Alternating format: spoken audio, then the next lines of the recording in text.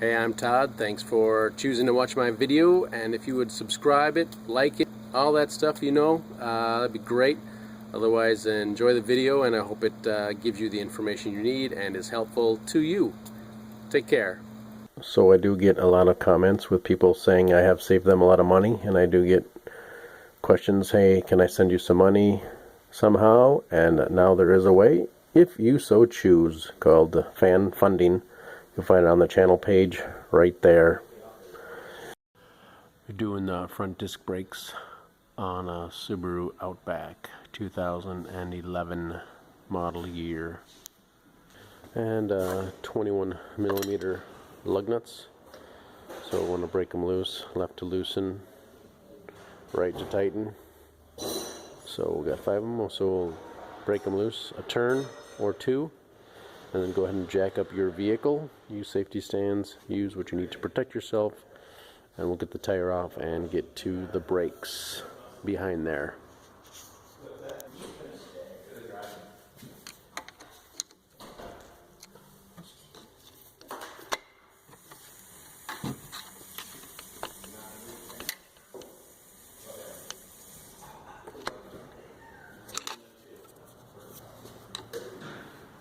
You can usually get in here and collapse the piston.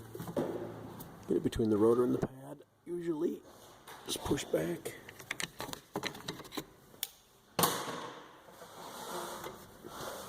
Check the slides, and they're good.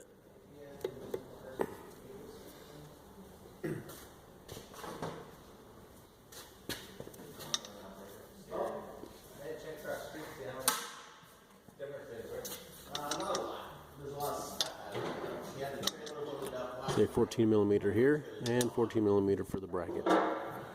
14 millimeter. Boom. If you need to hold this might be 17 millimeter here. We'll take these bolts out.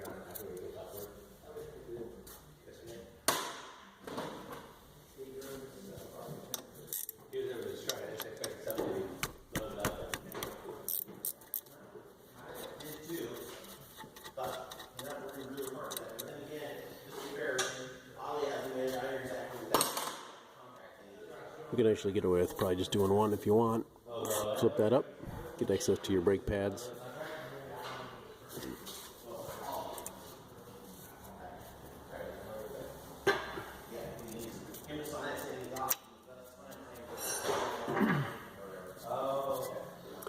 If you've seen my videos, you know I say if money's really tight, here's where you can put new brake pads in.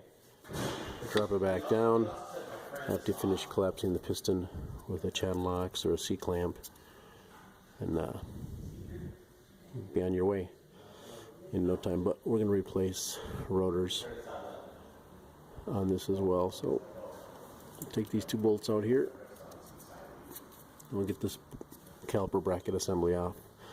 Again, everything is left to loosen.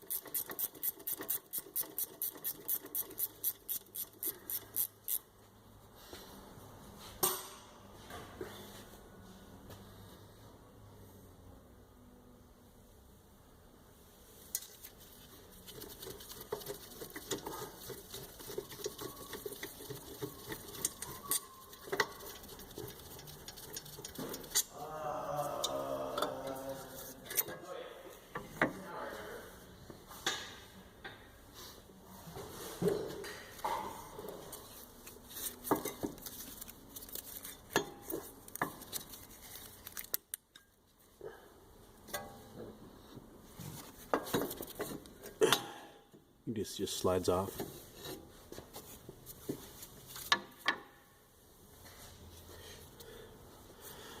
Then you can just clean or replace these. Sometimes they come in the brake pad box and sometimes they don't. They just kind of pop out. usually. Just a friction fit. Boom, like that. So there you go.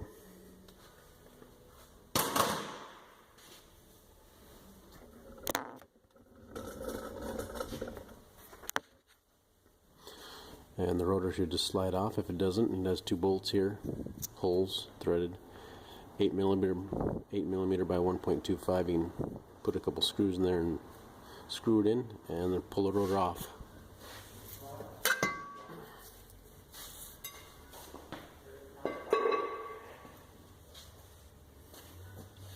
But there you go. The rotor's off. You can put the new one on, or get yours machined and put it back on. I like to use the channel locks for collapsing pistons. Should be pretty easy to collapse. I think it is collapsed all the way already though. So ready to put stuff back together. So if you're replacing calipers, then you just have to take off the line here, and you may want to break that loose while everything's together. Again, as I've said, left to loosen. So 12 millimeter bolt. It's going to have probably a copper washer underneath the bolt head, and then also down by the caliper. Be aware of that.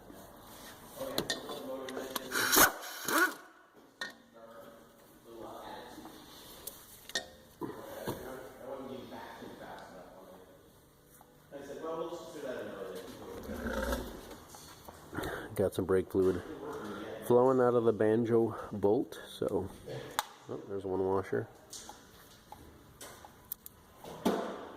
There's the other washer on there. You usually get new washers with your caliper, so make sure you put them in the right spot. One on the bolt, one on each side. Usually it's tightened to about 16 foot-pounds, usually is the spec for that. Alright, get stuff back together. We got our caliper taken apart. This is actually a new one, remanufactured, we're putting on. So here's these clips I was telling you may get. I got these with the caliper, so we'll be putting these on. Good practice. Tight fit.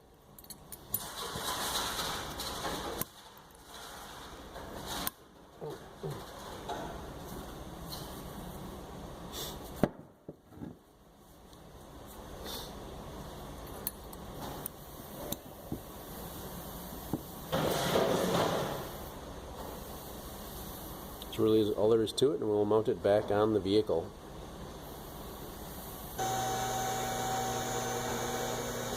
Got our rotor back on.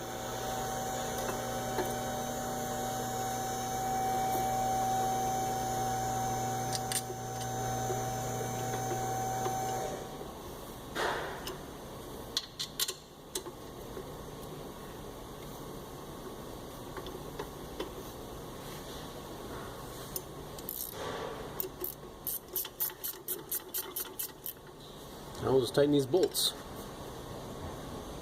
Start them by hand. Install our brake pads. You may notice these pads are not actually new because someone accidentally put the wrong fluid in this vehicle. So we're actually just replacing all the parts that have rubber in them. So the pads were decent, but we're replacing the calipers and hoses and everything. But here we go, brakes. Put them back in place. Then you will have made sure that your slides are good and lubricated with some lubricant.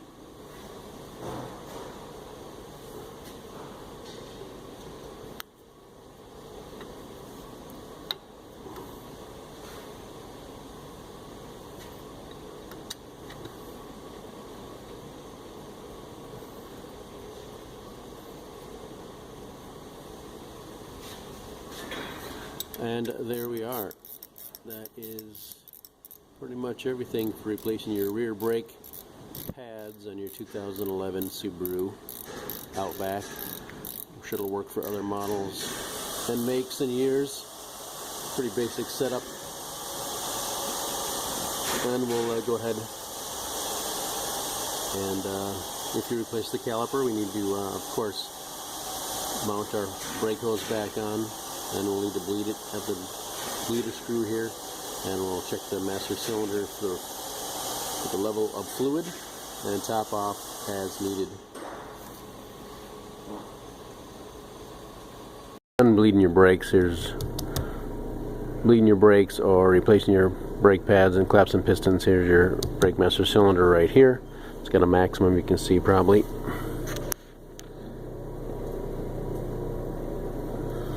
And a minimum, so good instructions on the cap.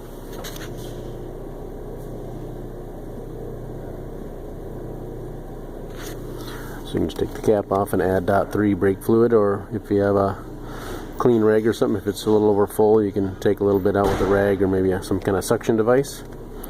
So keep an eye on that. You may even want to, if it's full, before you do your brake job, take some out, so when you collapse the pistons it won't overflow. You can also just open up the bleeder screws. You've probably seen those on the caliper, front or back. Here's a bleeder screw right there, 10 millimeter. So if it has one of these rubber protectors for dirt, but just break it loose and you can collapse the piston, fluid will come out of here. And you can close it up tight. And when your brakes are done, like these, then you want to have an assistant probably step on the brakes a few times and hold the brake pedal down hold the brake pedal down. You can open this up a little bit, have some fluid come out, make sure there's not bubbles and air coming out. Just make sure it's fluid, so you might have to do it once or twice. Just have them hold the brake pedal down, open this up, close it after a couple seconds, have them pump the brakes again. And you open it when they hold it down, and you close it, then they can release it. And that should take care of your bleeding procedure and your brakes on your Subaru.